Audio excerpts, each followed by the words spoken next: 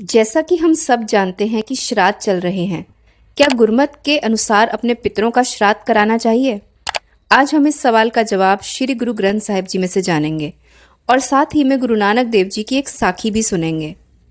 गुरु ग्रंथ साहिब जी अंग 332 में भगत कबीर जी कहते हैं, जीवित पितर न माने को मुए श्राद्ध कराही, पितर भी बपुरे काहू क्यों पावे, कौआ कुक कर खाही। भगत कबीर जी कहते हैं कि जब हमारे घर में पितर यानी हमारे एंसेस्टर्स या बुजुर्ग जीवित होते हैं तब हम जीते जी उनका मान सम्मान नहीं करते, पर जब वे मर जाते हैं तब उनके ऑनर में हम उनका श्राद्ध करते हैं। इसके आगे भगत कबीर जी कहते हैं कि जो खाना कौवे और कुत्तों ने खा लिया वो आपके पितरों को कैसे पहुंचेगा। जब श्राद्ध चल रहे होते हैं तो बहुत से लोग अपने हाथों से खाना बनाकर रिलीजियस इंस्टीट्यूशंस में दान देते हैं। कई लोग कौवे और कुत्तों को खाना खिलाते हैं और उन्हें लगता है कि वो भोजन उनके पुरखों तक पहुंच गया। वैसे हम हर बात में लॉजिक ढूंढते हैं, पर ऐसे कर्म कांडों को ब्लाइंडली कब से फॉलो करते आ रहे हैं। अपने आप से कभी ऐसा सवाल ही नहीं पूछते। इनफैक्ट अगर आप बहुत ज़्यादा डेप्थ में सोचेंगे तो ये सारे कर्म कांड हम अपने स्वार्थ के लिए करते हैं, ताकि हमारे पितर हमें परेशान ना करें। उनकी फिक्र नहीं है हमें, हमारी अपनी चिंता है। और हमारी इसी चिंता और फियर का फ़ायदा उठाकर ऑलमोस्ट सभी रिलीजन्स ने इसे बिजनेस बना लिया है। वो भोजन जो कौवे और कुत्तों ने खा लिया वो तो उनके पेट में जाकर पच गया और उनके तन को लग गया, आपके पुरखों को थोड़ी मिला। कैसे मिल सकता है? तो क्या कोई ऐसा तरीका है जिससे वाकई में हमारे पितरों का उद्धार हो जाए? गुरु ग्रंथ साहिब जी के अंग 496 में गुरु अर्जन देव जी हमें वो तरीका बताते हैं। जिस सिमरत सब किल विख नासे, पितरी हुए उधारो, सो हर हर तुम सद ही जापो, जाका अंत ना पारो। किलविक का मतलब होता है पाप, जिसको सिमरने से हमारे पाप नष्ट होते हैं और साथ ही साथ हमारे पितरों का भी उद्धार होता है। सो हर हर तुम सद ही जापो, उस हरि के नाम का सिमरन तुम सदा ही करो, उस हरि का जिसका कोई अंत ही नहीं है। यहाँ किसी फॉर्म की बात नहीं हो रही है कि मैंने हरि का नाम लिया और आपके माइंड में कोई इमेज आ गई, उसकी बात नहीं हो रही है। यहाँ बात हो रही है अकाल पुरख की, उस यूनिवर्सल एनर्जी की जो आप में और मुझ में, हम सभी में मौजूद है। उसको सिमरने से, उसको याद करने से हमारा भला तो बहुत छोटी बात है, हमारे पितरों का भी उद्धार हो जाता है। गुरु की बानी हमें इधर उधर भटकाती नहीं है, हमें सीधा रास्ता दिखाती है। पितृ पूजा हमें तब करनी चाहिए जब हमारे माता पिता जीवित हैं। उनके साथ रहना, उनसे आदर सत्कार से बात करनी, अपनी लाइफ के डिसीजंस में उनकी एडवाइस लेनी, उन्हें हर तरीके के सुख सुविधा देना, ये है असली पितृ पूजा, जो बहुत कम लोग करते हैं। अब हम बात करेंगे सेठ दुनी चंद की। गुरु नानक देव जी अपनी पहली उदासी के दौरान जब जम्मू से लाहौर गए तो लाहौर में साहूकार दुनी चंद रहते थे। जब दुनी चंद को पता लगा कि बाबा नानक आए हैं तब वह खुद उनको लेने आए और अपने घर आने का निमंत्रण भी दिया, क्योंकि सेठ दुनी चंद के पिताजी का श्राद्ध था। उसके बार बार आग्रह करने के बाद गुरु नानक देव जी और भाई मर्दाना जी ने उसके घर जाना स्वीकार किया। घर क्या, उसकी बहुत बड़ी हवेली थी और वहाँ कई ब्राह्मण भोजन कर रहे थे। गुरु नानक देव जी के पहुँचने पर सेठ दुनी चंद ने बताया कि आज उसके पूज्य पिताजी का श्राद्ध है।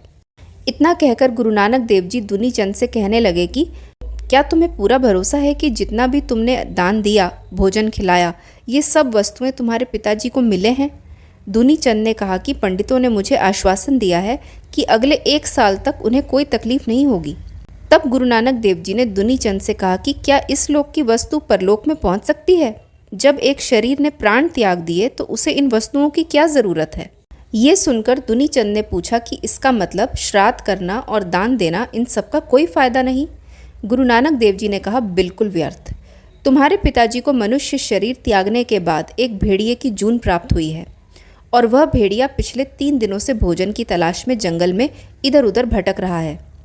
अगर तुम्हें मेरी बात पर विश्वास नहीं है तो यहाँ से 5 मील दूर जंगल में जाकर बरगद के पेड़ के नीचे अपने पिता को देखो, और सच में अगर तुम अपने पिताजी को भोजन खिलाना चाहते हो तो वहाँ जाकर भोजन खिलाओ। सेठ दुनी चंद ने गुरु नानक देव जी की बताई सभी बातों को फॉलो किया और उस जगह पर भोजन लेकर पहुँच गया। झाड़ी में बैठे भेड़िए को देखकर दुनी चंद ने दूर से नमस्कार किया। जैसे ही भेड़िए ने दुनी चंद को देखा, उसी समय भेड़िए की देह मनुष्य की देह में बदल गई। तब उनके पिताजी ने उन्हें बताया कि जब मैं मरने वाला था तब पड़ोसी के घर से मांस की सुगंध आई तो मेरा मन भी मांस खाने का हुआ। इतने में मेरे प्राण निकल गए और मेरी अंतिम वासना के अनुसार मुझे भेड़िए की जूनी मिली। इतना कहकर उनके पिताजी ने भेड़िए की जून को त्याग दिया और सेठ दुनी चंद वापस अपने घर आ गया। जो कुछ हुआ उसने गुरु नानक देव जी को बताया और बेनती की कि मुझे कोई सेवा दें। गुरु नानक देव जी ने उसे एक सुई दी और कहा कि तुम इसे संभाल कर रखो, इस सुई को हम तुमसे परलोक में ले लेंगे, यही तुम्हारी सेवा है। दुनी चंद वह सुई लेकर अपनी पत्नी के पास गया और बोला कि संतों ने ये सुई दी है, आगे चलकर परलोक में मुझे ये सुई उन्हें वापस करनी है। दुनी चंद की पत्नी बहुत सियानी थी। उन्होंने कहा कि आप ये सुई लेकर आगे कैसे जाओगे, जब अपनी देह भी ये लोक छोड़कर आगे नहीं जा सकती। अपनी पत्नी की बात सुनकर दुनी चंद वापस गुरु नानक देव जी के पास आकर कहने लगा, महाराज ये सुई तो आगे नहीं जा सकती, आप इसे यही संभाल लो। ये सुनकर गुरु नानक देव जी कहने लगे कि अगर ये सुई तेरे साथ नहीं जा सकती तो इतना कमाया हुआ धन तेरे साथ कैसे जाएगा। गुरु नानक देव जी के साथ हुई डिस्कशन का बहुत गहरा प्रभाव सेठ दुनी चंद पर पड़ा और उसने अपना जीवन सुधारा। गुरबानी कहती है कि जहाँ मात पिता सुत मीत ना पाई, मन ऊहा नाम तेरे संग सहाई। जहाँ माता पिता बच्चे दोस्त और अपने भाई बंधु आपके साथ नहीं जा सकते, हे मेरे मन, वहाँ केवल और केवल नाम ही तेरा साथ देता है। सेठ दुनी चंद की तरह ही हमें भी अपने जीवन पर विचार करने की ज़रूरत है। हम क्यों इन रिचुअल्स को फॉलो करते हैं? क्योंकि गुरु की बानी तो हमें साफ साफ इनकार करती है कि इन सब चीज़ों का कोई फ़ायदा नहीं है। फिर हम क्यों इन सब में फंसे हुए हैं? इसका जवाब हमें अपने आप को ही देना पड़ेगा।